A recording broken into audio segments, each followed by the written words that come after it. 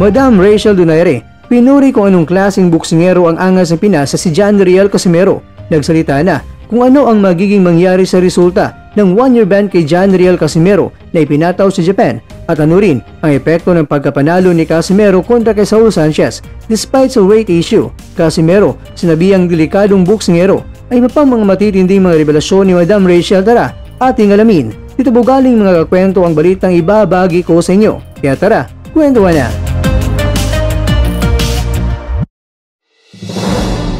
Bago ang lahat ay video courtesy po tayo kay Coach Franco Rolyoda. Sa nakarang interview nila kay Madam Rachel ay napag-usapan din nila ang patungkol sa reaksyon ng mga mag-asawang Rachel at Nonito Donaire Jr. sa pagkapanalo ni Casimero kontra yan kay Saul Sanchez na ginanap sa Japan noong October 13. Ipinaliwanag ni Madam Rachel kung may epekto ba talaga ang pagkapanalo ni Casimero mula sa mga promoters na gustong kukunin itong si Casimero mula sa world rankings at pag-asa ng susunod na laban na alam naman natin na nakaban itong si Casimero na 1 taon sa Japan. Ayon kay Madam Rachel, bilang isang manager at tumatayong advisor din ni Nonito na alam na rin ang kalakaran sa boxing, sinabi niya na pagdating sa world rankings ng 4 major sanctioning organizations ay may posibilidad talaga na itong si Casimero ay mapapalitan sa kanyang pwesto sa boksingerong nasa baba, lalong-lalo na si Casimero ay suspindido, hindi kaagad raw mabigyan ng laban dahil suspindido nga, kaya mas pipiliin ng sanctioning bodies na ilalagay nila o ipapalit kay Casimero. Kaya ang boksingerong hindi suspended kaysa sa suspended, at ang masakla pa raw nito ay magdedepende pa kung ano ang magiging desisyon ng ibang boxing commission ng ibang bansa, kung irerespeto ba nila ang desisyon ng Japan Boxing Commission tulad sa bansang Korea o sa iba pang bansa. At hindi lang yan mga kakwento, dahil maaring makaka-apekto din raw ang 1-year suspension ni Casimero sa Japan sa paghanap ng bagong promoter kung sakaling hindi papapirma si Casimero ni Mr. Masayuki Ito under Treasure Boxing Promotions. Actually mga kakwento, ang pagiging concern ni Madam Rachel ay nabigyan ng lahat ng makasagutan.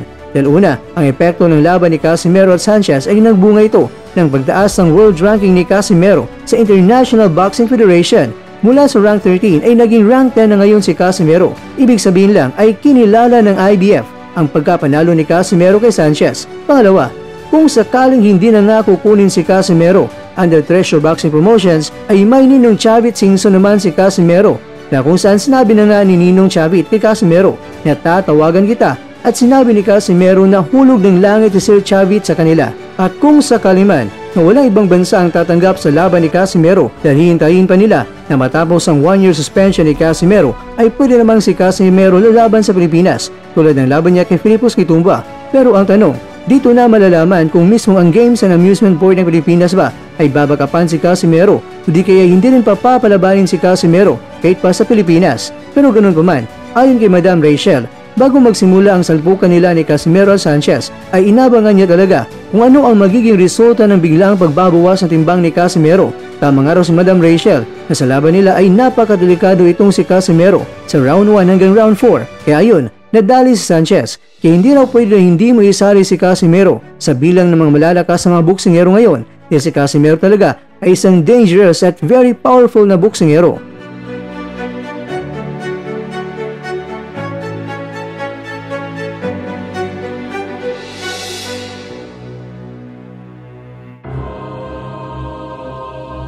Mga kakwento, napakaganda ang pakinggan ng pag-alala at papuri sa isang boksingero na maririnig natin mula sa kilala nating kababayan.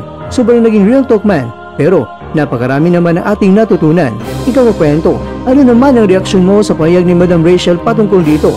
Kakwento, opinion mo, ibahagi mo, dahil malugod po kaming babasahin ito na may respeto.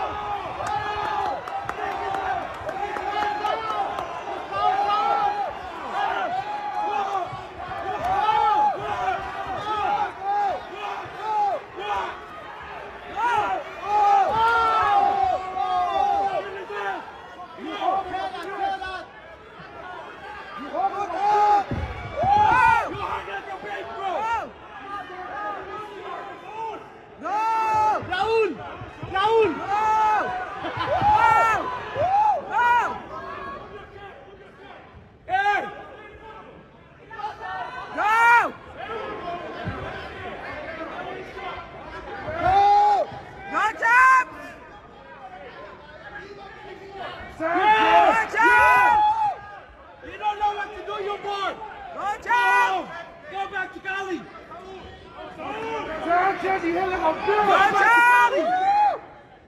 You hit like a bitch, Sanchez. Like a beef. Go, champ! You a bitch, Sanchez. Go! Sanchez, you bitch. Go! Go! Go! Go, champ!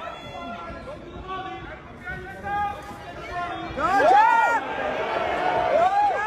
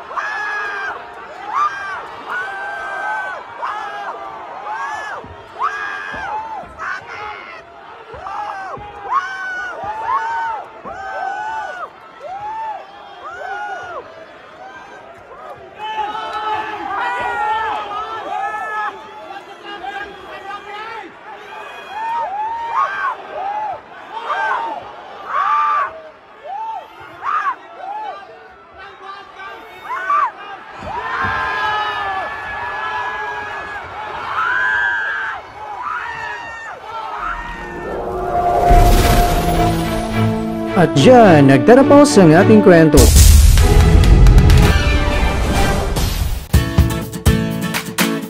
Maraming salamat mga kakwento sa inyong panonood.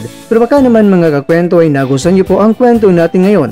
Baka pwede niyo po ako mabigyan dyan ng like, subscribe at pa-click na rin sa bell button.